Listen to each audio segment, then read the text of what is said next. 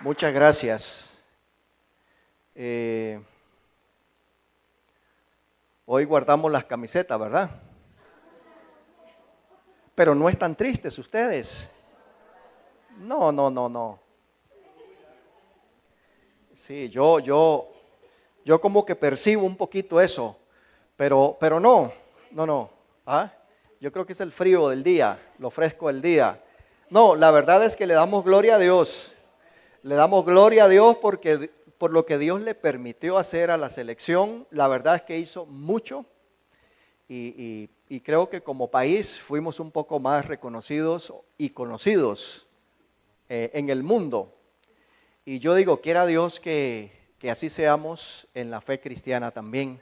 En algún momento nuestro país haga bulla, haga ruido a nivel de las naciones del mundo para la gloria de Dios. Pero gracias a Dios por lo que realmente a nivel deportivo Dios nos permitió hacer. Gracias a Dios. Vamos a buscar en el libro de Romanos, en el capítulo 2. Romanos capítulo 2.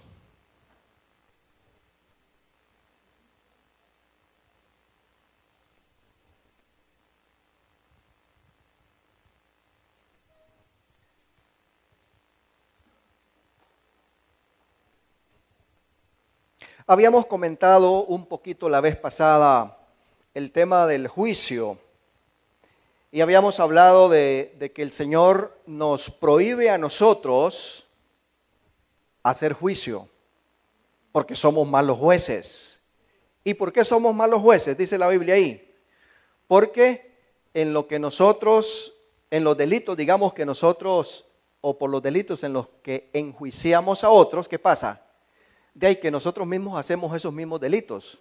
Y por lo tanto, entonces, somos malos jueces. Pero luego el apóstol habla del juicio de Dios. Y Dios sí es el juez verdadero. Y nosotros, toda la gente, tendrá que enfrentarse a ese tribunal. Y como decimos nosotros popularmente, esos son palabras mayores. Les decía la vez pasada que una vez fui ahí a los tribunales de Heredia, y no por una situación nuestra, sino por una situación de la Asociación de Iglesias Bíblicas, pero qué sensación, para mí qué sensación más fea, y la verdad es que me sentía nervioso y mal de ir ahí. Ahora, realmente no me puedo imaginar cómo será el momento de presentarnos ante el gran juicio, ante el juicio del trono blanco, le llama la Biblia, el juicio de Dios, ante Dios mismo como el juez. Y eso va a ocurrir, hermanos. Todo ser humano, un día allá en el futuro, un día que no conocemos todavía, pero vendrá un día en que el Señor va a juzgar a toda persona, dice la Escritura, grandes y pequeños. Dice a los vivos y a los muertos. Entonces, un día vamos a comparecer, vamos a tener que comparecer, nos guste o no nos guste. Y para eso tenemos mucho chance ahora para prepararnos. Dios nos está dando una grandísima oportunidad para prepararnos. Y entonces aquí en el capítulo 2 de Romanos, el apóstol Pablo nos habla de ese juicio de Dios. Y hay 3 principios que regirán ese juicio de Dios según lo que nos expresa el apóstol Pablo.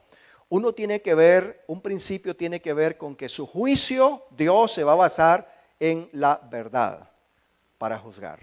Ahí sí que no hay, ¿cómo se dice?, mordidas o cohecho, pagos ahí por debajo de la mesa. No va a haber, testimonios falsos o falsos testigos. Dios tendrá acceso absolutamente a toda la información. Él se va a basar en la verdad.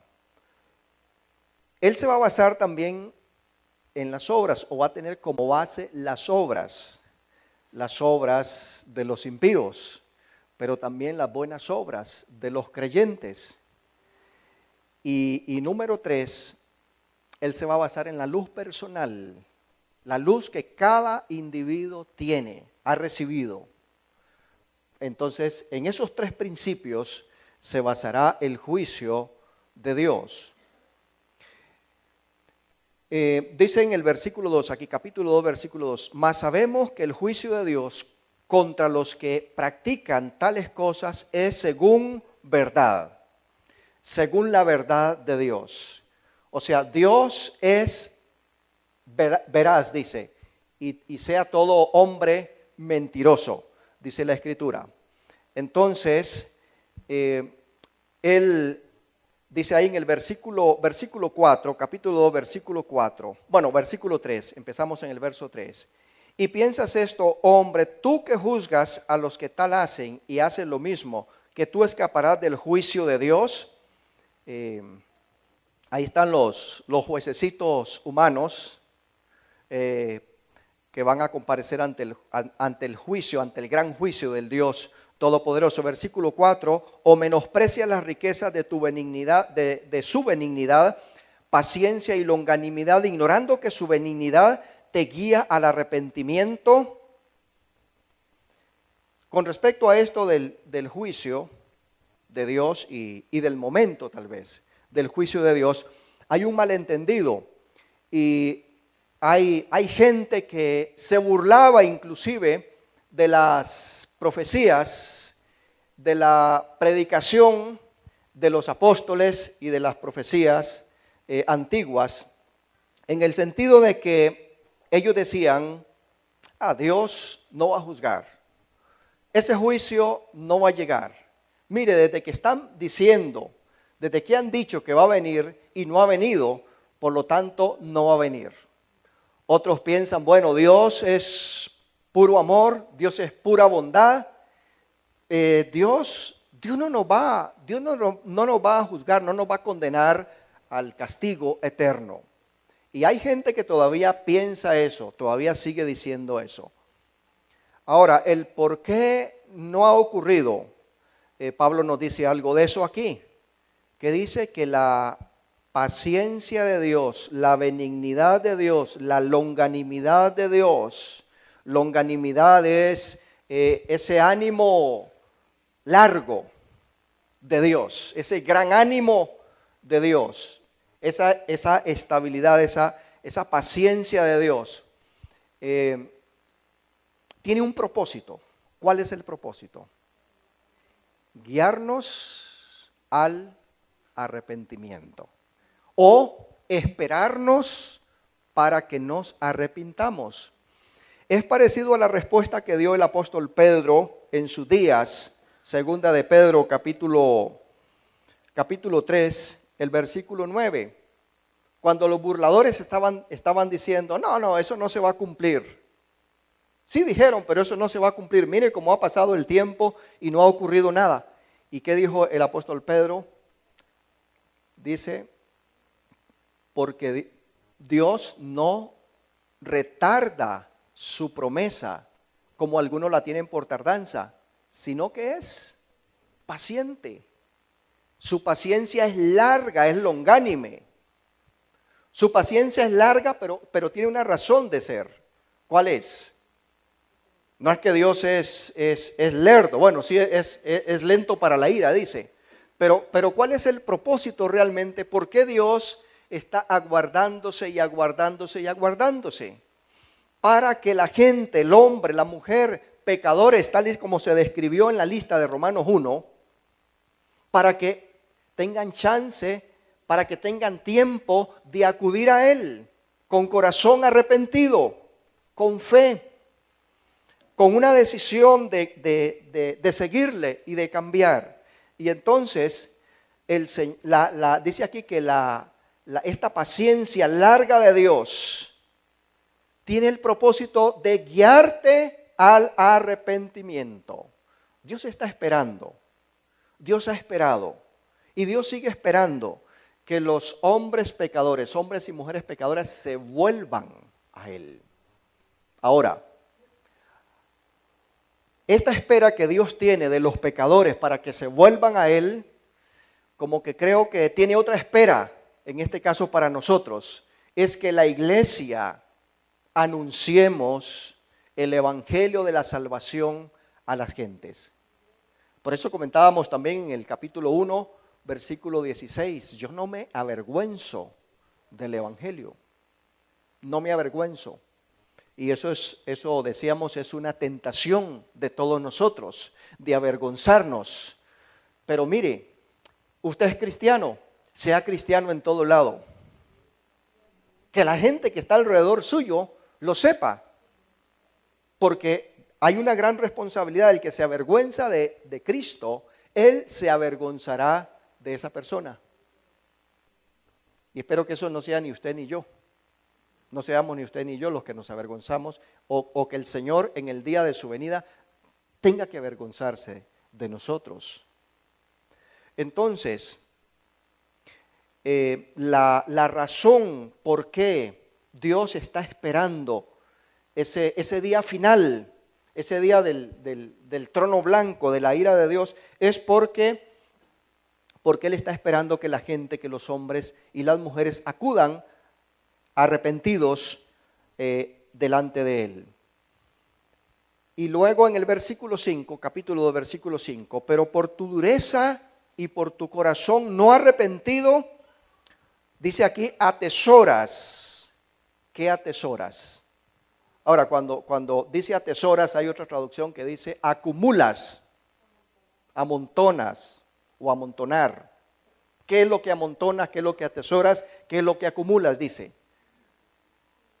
En el caso de los pecadores, ¿qué están acumulando los pecadores y que no se arrepienten y que no se arrepienten y no se arrepienten? ¿Qué están acumulando cada día con sus hechos inicuos?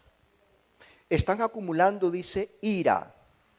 Ahora, esto de atesorar o de acumular, vamos a pensar en las tarjetas de crédito. Las tarjetas de crédito para unas poquitas personas, yo diría que deberían ser permitidas. Pero para muchas personas las tarjetas de crédito es un gran problema. Anda una mosca por aquí molestando. Para muchas personas sencillamente es una trampa económica, es un lazo al cuello, al cuello de su economía. Hay personas que han perdido bienes importantes como su casa por endeudarse con tarjetas, los intereses sumamente altos y luego los intereses sobre intereses y sobre intereses y va siendo una bola de nieve, como dicen, y se va haciendo una cuenta grandísima. Y se va haciendo una cuenta grande.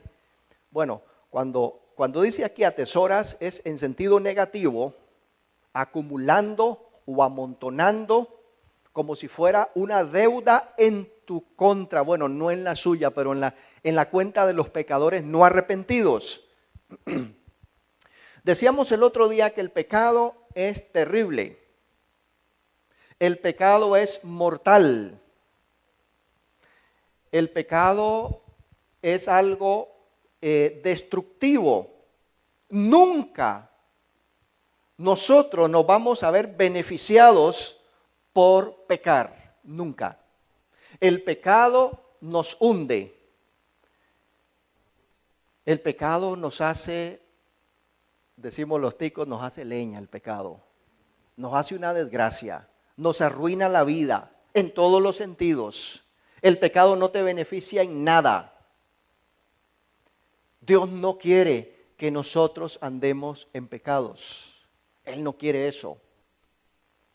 Él no quiere eso. Le duele en su corazón. Dice en el libro de Génesis que cuando Dios vio que la maldad del hombre era mucha y todo pensamiento de su mente, todo designio del corazón del hombre era de continuo hacer el mal, ¿qué dice? Le dolió en su corazón. El pecado a Dios le duele, el pecado que nosotros cometemos. Por eso no es cosa buena para nada, absolutamente para nada. Usted no puede decir, ay, pero voy a tomarme un poquito de pecado. Tal vez no sea tan malo eso. No, ya es malo. Entonces, atesoras, dice, a causa del pecado de tu actitud no arrepentida, atesoras, pero atesoras es una deuda en sentido negativa que se va acrecentando y acrecentando y puede crecer muchísimo desde aquí hasta el día de la muerte de esa persona en que está atesorando y atesorando, ¿qué cosa? Ira, dice. Ira para el día de la ira. Entonces, tenemos que anunciarles a los inconversos, a la gente que no ha reconocido a Jesús todavía como su Salvador personal, tenemos que anunciarles esto. Sus pecados, cada día, sus prácticas, estás acumulando, estás atesorando ira para el día de la ira de Dios. La Escritura también nos enseña aquí, versículo 6 y versículo 6 hasta el 11, el cual pagará a cada uno conforme a sus obras, vida eterna a los que perseverando en bien hacer buscan gloria y honra e inmortalidad. O sea, podemos atesorar algo bueno, vida eterna, pero ira y enojo a los que son contenciosos y no obedecen a la verdad, sino que obedecen a la injusticia. Tribulación y angustia sobre todo ser humano que hace lo malo, el judío primeramente y también el griego, pero gloria y honra y paz a todo el que hace lo bueno, al judío primeramente y también al griego, porque no hay acepción de personas para con Dios. El otro principio, base en que se fundamentará el juicio de Dios, tiene que ver con las obras.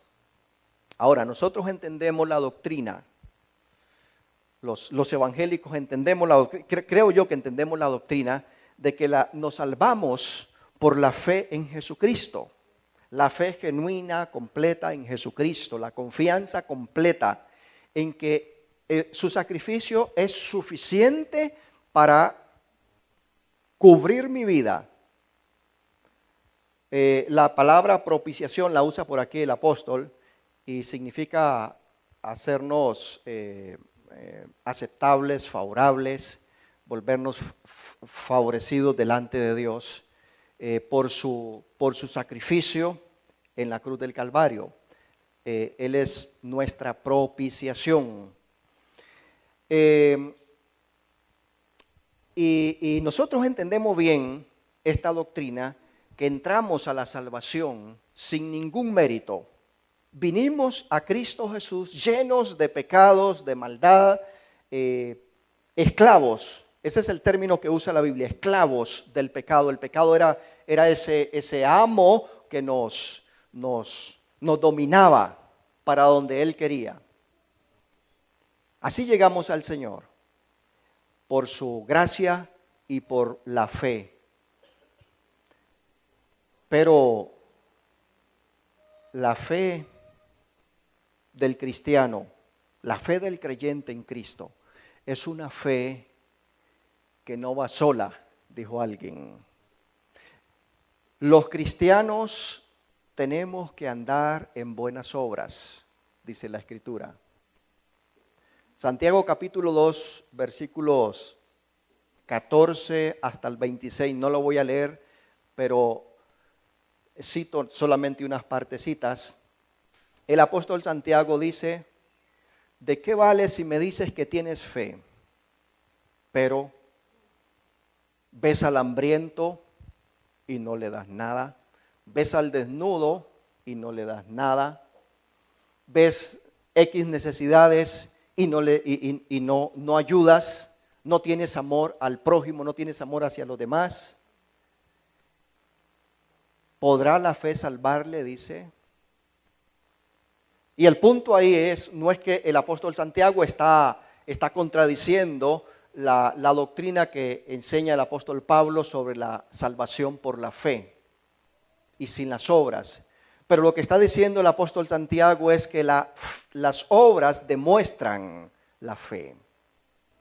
Es que cada persona que tiene fe genuina en el Señor, que es un hijo, una hija auténtico, genuino de Dios, tiene obras, hace obras, produce obras.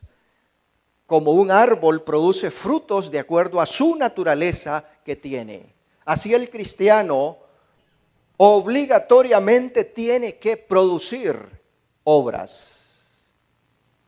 Ahora, el impío también produce obras, pero las obras del impío son para condenación, dice aquí el apóstol Pablo. Van a ser la base o el testimonio, los testigos para la condenación de los impíos.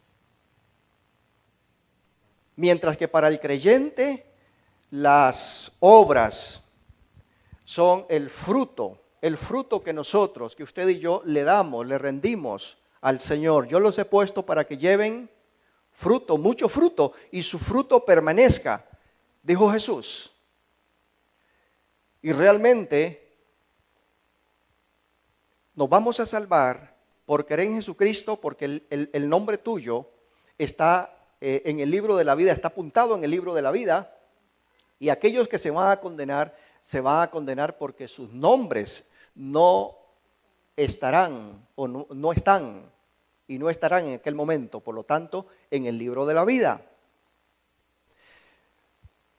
Pero el Señor sí nos habla de que las obras van a estar involucradas en el juicio, como la evidencia, como la demostración o de lo malo o de lo bueno que hicimos. Las obras malas acumularán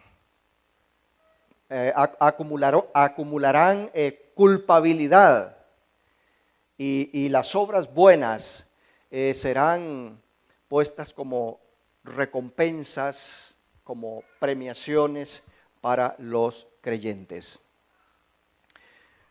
Entonces, el asunto de las acciones.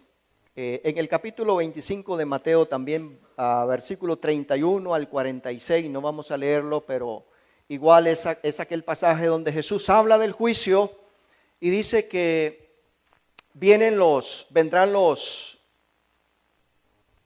justos delante de Dios, hablando de los creyentes,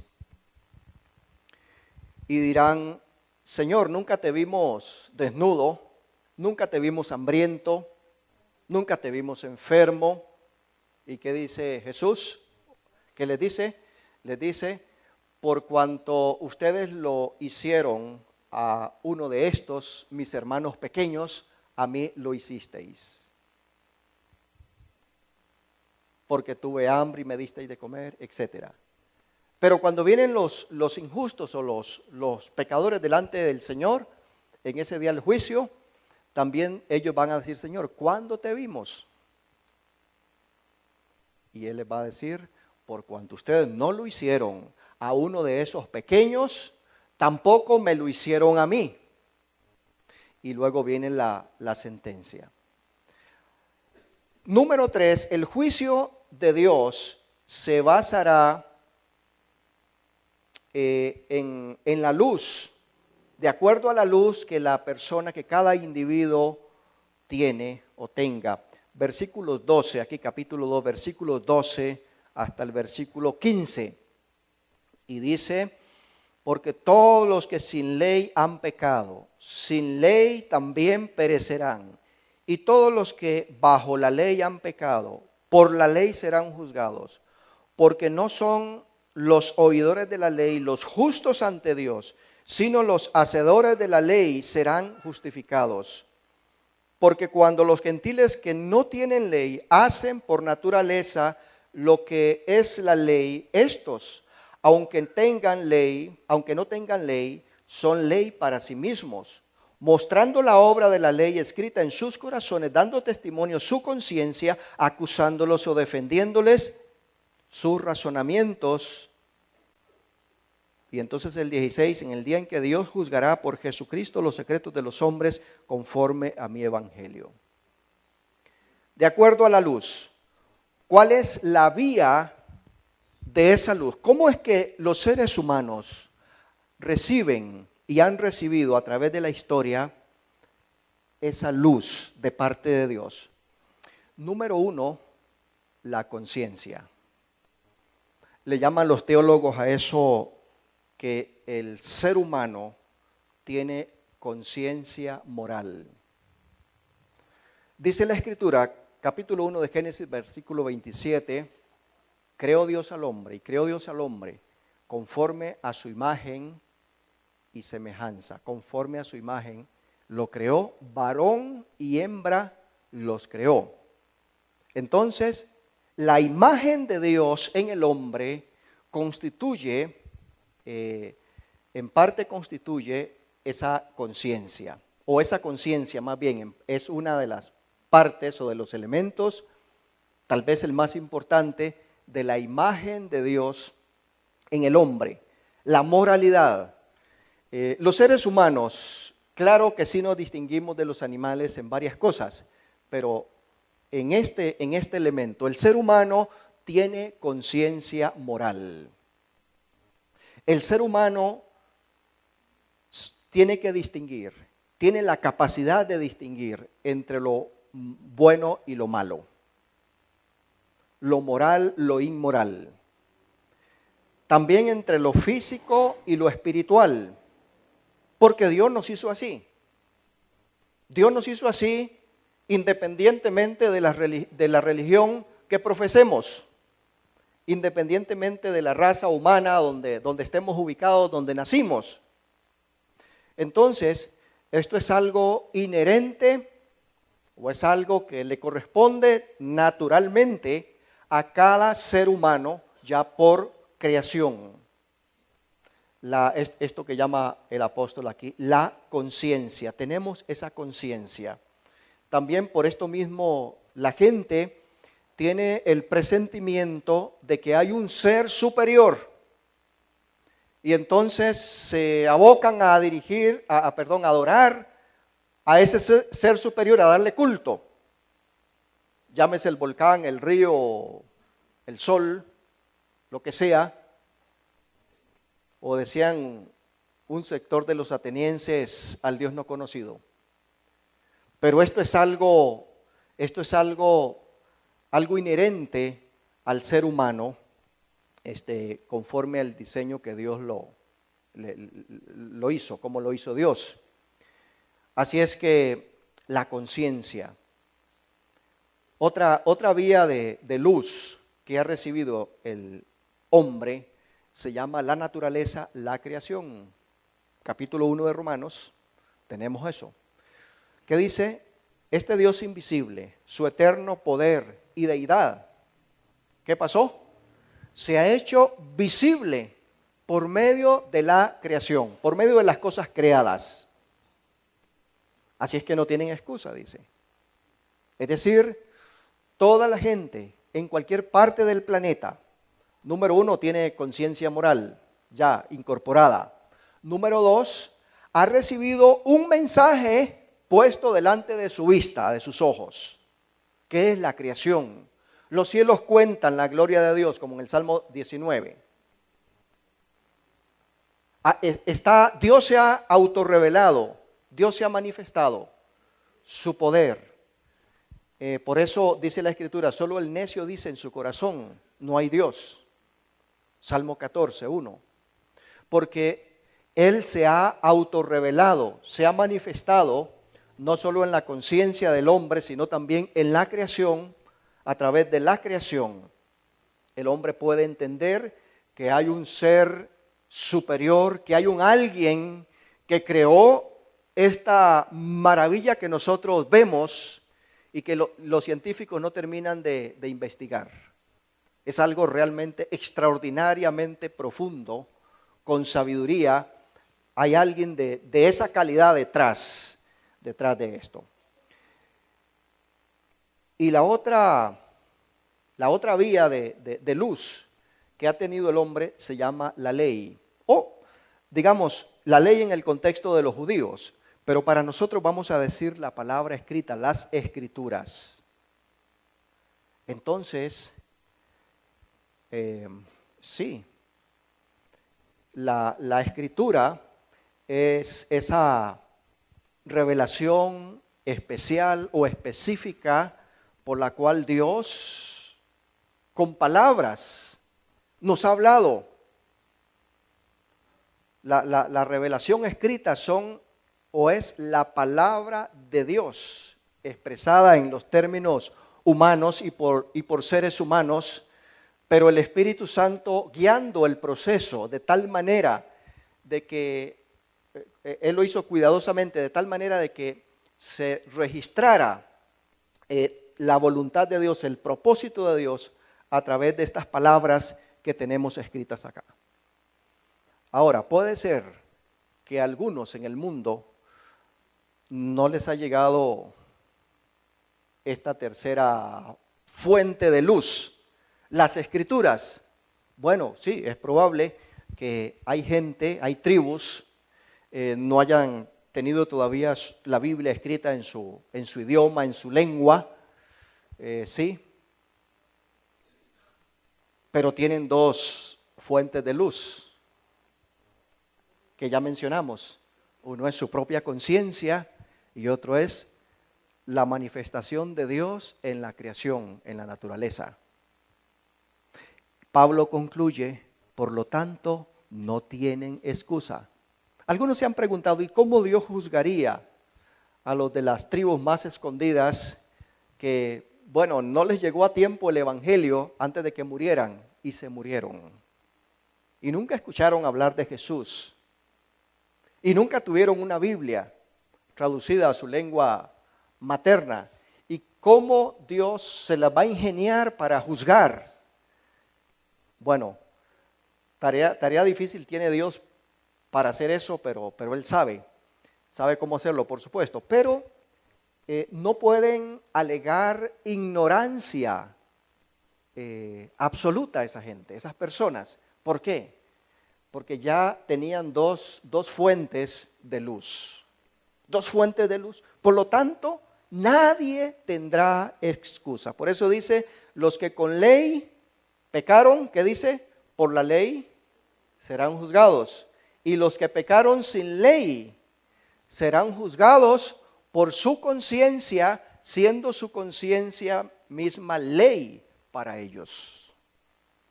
Por lo tanto, no habrá excusa para nadie. De los versículos 17 hasta el 28, habla del judío y casi que podríamos pensar, y es una pregunta que hace en el capítulo 3, bueno, ¿qué ventaja tiene el judío? Pero aquí en los versículos 17 en adelante, he aquí tú tienes el sobrenombre de judío y te apoyas en la ley y te glorías en Dios. Bueno, los judíos, ese nombre venía de una tribu, de la tribu de Judá. El nombre Judá significa alabanza, según nos dice en Génesis. Y los judíos se jactaban, probablemente se jactan hasta el día de hoy, de ser la tribu que no se contaminó, no se mezcló, ni en sangre, ni en raza, ni en religión con los otros pueblos, como sí ocurrió con las otras tribus. He ahí parte del problema que había entre los samaritanos y los judíos, esa mezcla, y los consideraban realmente paganos, los judíos a ellos. Pero los judíos se jactaban de ser la casta pura de Dios, el pueblo aprobado por Dios, entonces es muy importante ser judío. Muy importante ser judío. Tienes sobrenombre de judío y te apoyas en la ley y te glorías en Dios como ese pueblo escogido. Y conoces su voluntad e instruido por la ley apruebas lo mejor. Y confías en que eres guía de los ciegos. Fíjese cómo la cuestión de la religión o de la religiosidad, en vez de un beneficio, debería ser un beneficio, pero a veces en vez de ser un beneficio se puede constituir en una trampa también, y una trampa realmente peligrosa. Confías en que eres guía de los ciegos, luz de los que están en tinieblas, instructor de los indoctos, maestro de niños, que tienes en la ley la forma de la ciencia y de la verdad. Tú pues, que enseñas a otro, ¿no te enseñas a ti mismo? Tú que predicas que no se ha de hurtar, ¿hurtas? Y tú que dices que no se ha de adulterar, ¿adulteras? Tú que abominas de los ídolos, ¿cometes sacrilegio? Tú que te jactas de la ley, con infracción de la ley, ¿deshonras a Dios? Porque como está escrito, el nombre de Dios es blasfemado entre los gentiles por causa de vosotros. Ahora, versículo 25 sigue con otras aparentes ventajas que tenían. Pues en verdad la circuncisión aprovecha si guardas la ley, pero si eres transgresor de la ley, tu circuncisión viene a ser incircuncisión. Si pues el incircunciso guardare las ordenanzas de la ley, ¿no será tenida su incircuncisión como circuncisión? Y el que físicamente es incircunciso, pero guarda perfectamente la ley, te condenará a ti, que con la letra de la ley y con la circuncisión eres transgresor de la ley. Pues no es judío el que lo es exteriormente, o sea, con la circuncisión, ni es la circuncisión la que se hace exteriormente en la carne, sino que es judío el que lo es en lo interior. Y la circuncisión es la del corazón, en espíritu, no en la letra, no en letra. La alabanza del cual no viene de los hombres, sino de Dios. Entonces, aquí decía que el judío se jactaba de que tenía la ley, confiaba en que era guía de los demás, que era luz, que era instructor, era predicador a los demás, pero no se predicaba a sí mismo.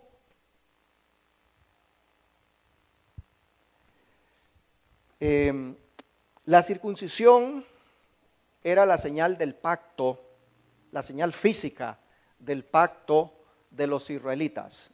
Génesis capítulo 17, Dios le dio a Abraham esa señal y ese mandato. Y entonces los judíos tenían la circuncisión, o la consideraban como un ritual de garantía del favor de Dios para ellos, como la garantía de la aceptación de Dios. ¿Y qué está diciendo Pablo? Que está condenando una falsa religiosidad, o una falsedad, digamos, religiosa en los individuos. Ahora nosotros pensamos, bueno, esos eran los judíos, sí, los fariseos, y Jesús condena a los fariseos, Mateo capítulo 23, 13 en adelante, y Jesús dijo, hagan como ellos dicen, pero no hagan como ellos hacen, porque a pesar de que estaban enseñando la verdad de la palabra, estaban viviendo en contra de esa palabra que estaban enseñando. Había entonces una doble vida. Hermanos, eso tiene que ver con nosotros. Fíjese que no somos diferentes. Tenemos la misma tentación.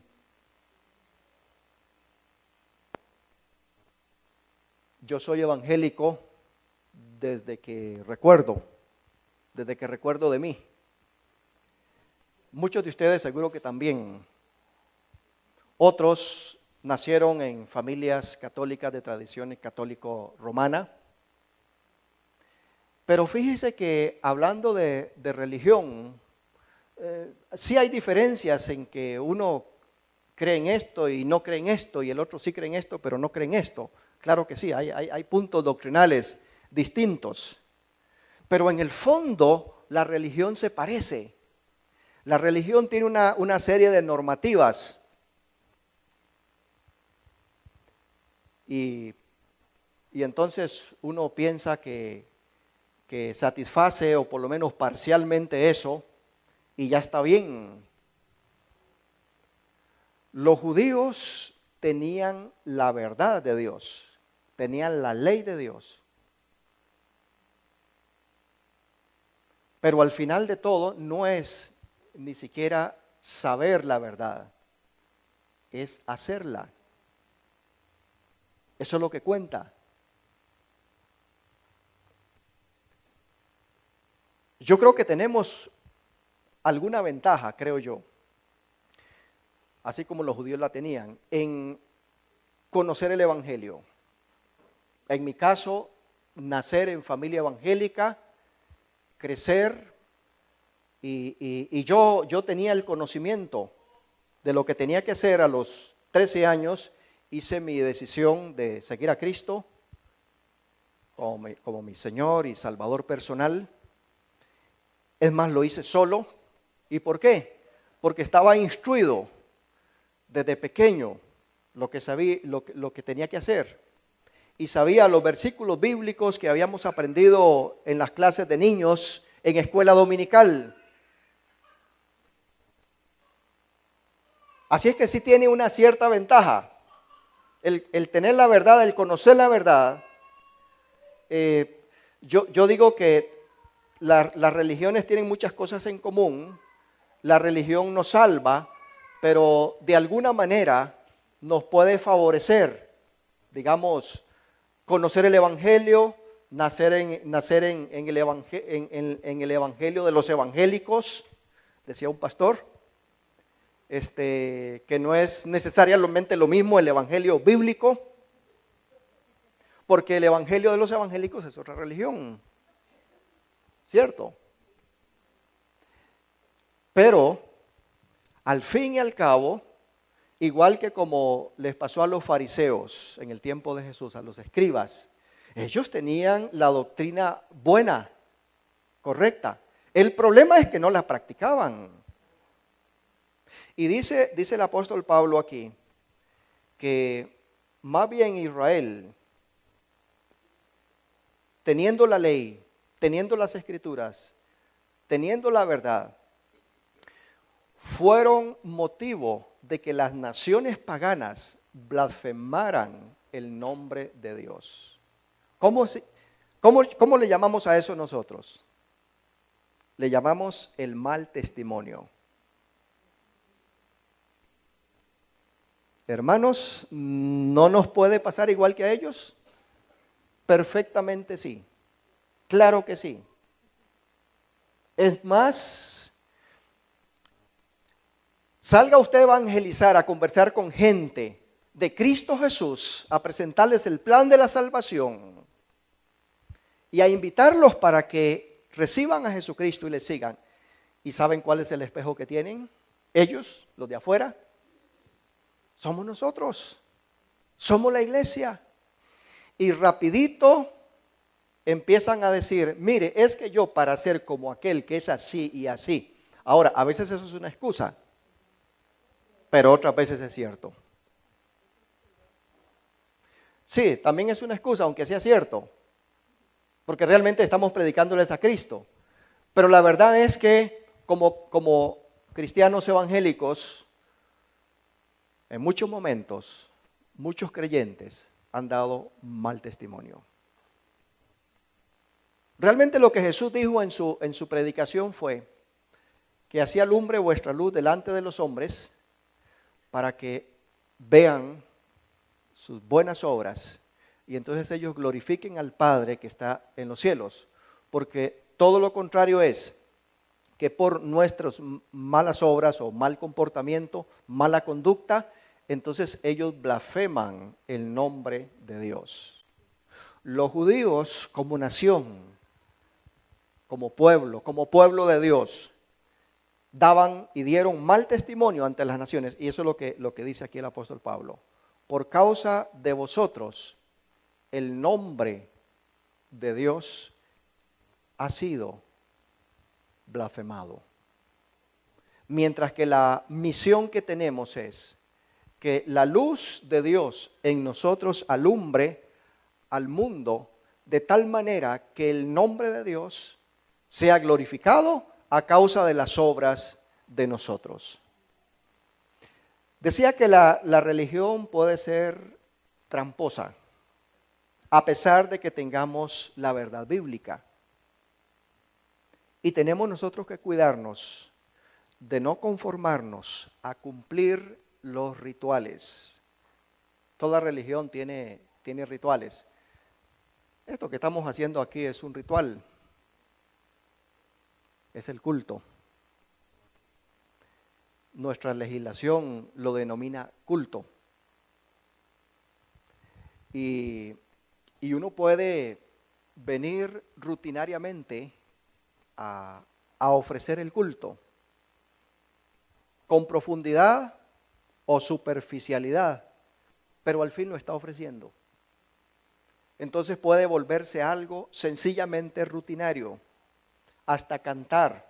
Les voy a decir, hasta orar. ¿Acaso no oraban los fariseos y por eso no eran muy espirituales?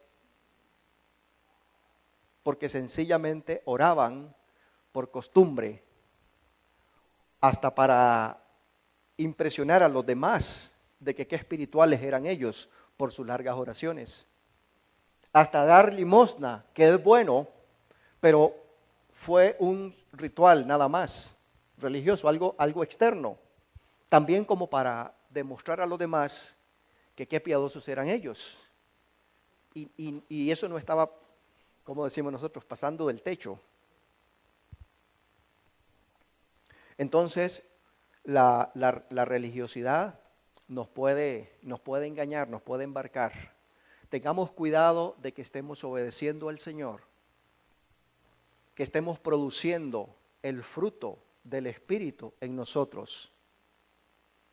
En vez de ver meramente lo externo como el judío que se contentó mucho con ser circuncidado exteriormente, dice el apóstol Pablo, el que es judío realmente, es decir, el que es del pueblo de Dios, no está diciendo el que es de la raza étnica de los judíos, sino el que es realmente del pueblo de Dios, es el que es circuncidado en su corazón.